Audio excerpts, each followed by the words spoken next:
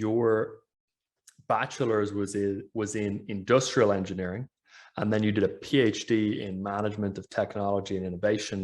You told me that there was a big emphasis on decision science within this, and your thesis was titled "How to Identify and Unlock Inherent Potential Within Organizations and Individuals."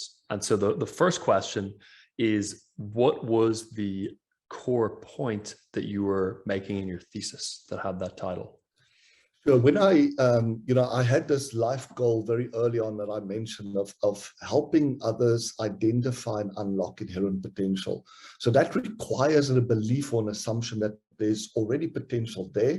You just need to find it. It's invisible, right? But it's inherent. You need to find it. What I soon discovered was that really what's holding us back is not our starting conditions, but our starting assumptions. Whether you believe you can do something or can't, you're right. So I had a really interesting experience very early on in my life where I realized that whether you believe you can do something or can't makes a profound difference, because at least it will get you to try.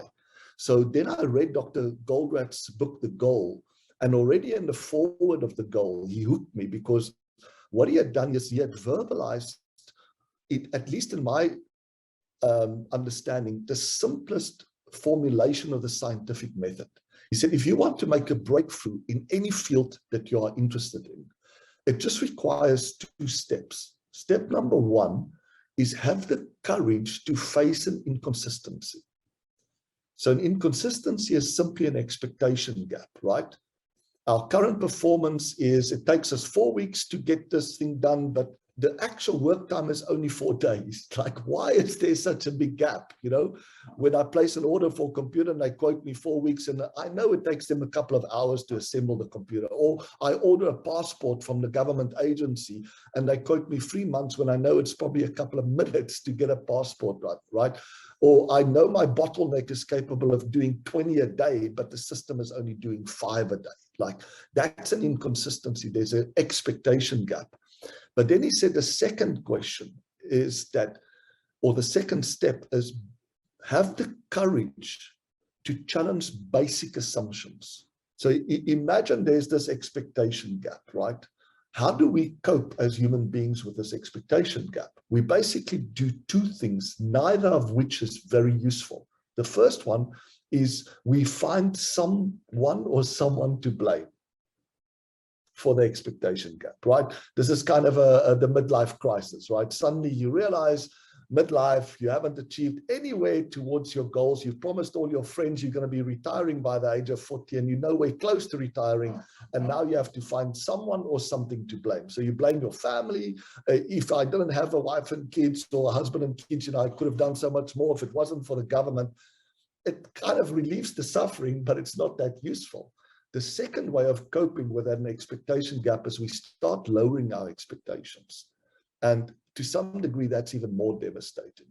So what Goldratt did was he challenged us to challenge the assumptions on which our actions are based to realize that expectation. And as soon as I read that, I thought, okay, finding expectation gaps are pretty easy. You walk into any environment, and I still do that today. If I go into a mining environment, I know nothing about mining. How do I know it's possible to do much more? I ask them, what's your best day? What's your average day? And normally the gap is 50%, right? And the same with time. Like, what's the fastest you've ever done it? How long does it normally take you? The gap is at least 50%. So that part, step 1 of having the courage to face an inconsistency, is not that difficult.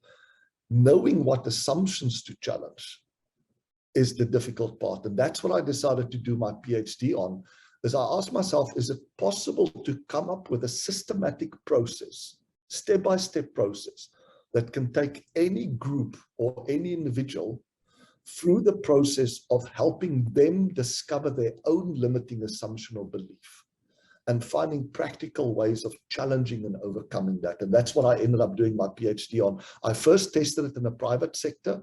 We had a 5-day workshop. We then tested it in a public sector with for-purpose organizations. And then finally, we tested it with individuals. And the outcome of that is I developed a new process. It's kind of similar to the pro-con list that was developed by Benjamin Franklin on how to make decisions, but it's called the Pro-Con Cloud method, consists of 5 steps. And we've embedded that into an app called the Harmony Decision Maker app. And if you go through those 5 steps related to any major problem that you're facing or any decision conflict you have, you are guaranteed to make a breakthrough, because in every step has been designed to help you to uncover and overcome a common decision mistake or limiting assumption or belief. So that's what I ended up doing my PhD on.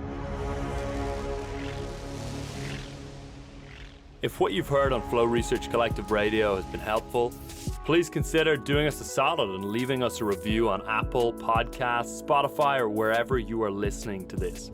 Reviews help us connect to a wider audience so we can get these peak performance principles out to more people.